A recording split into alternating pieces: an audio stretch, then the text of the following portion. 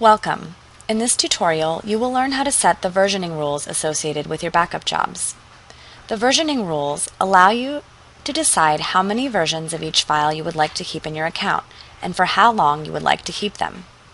These versioning rules may be important to you because they allow you to effectively manage your data and to easily delete data that you don't need to keep. Let's get started. To set the versioning rules associated with your backup jobs, you will first need to log into your account to access your backup job configuration details. From the login page, input the email address and password associated with your account and click Submit.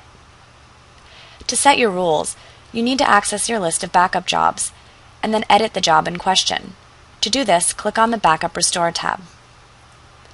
Next, click on the Manage Backup Jobs icon shown here on the left. This will take you to a list of your backup jobs. I want to set the versioning rules for the job titled Budget, so I'll click on the Budget job and then on Edit Job on the toolbar. Next, click on the Versioning tab, which will allow you to determine how many versions of each file you want to keep and for how long you want to keep them.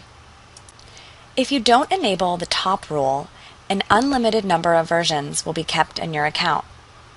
If you don't enable the bottom rule, then any versions that are maintained in your account will be kept indefinitely.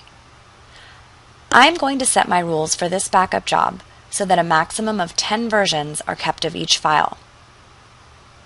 And since I want my versions maintained indefinitely, I'm not going to enable the second rule. As always, don't forget to save your edits by clicking Save Changes on the toolbar. Your versioning rules have been set, and this concludes our tutorial. Thanks for joining us.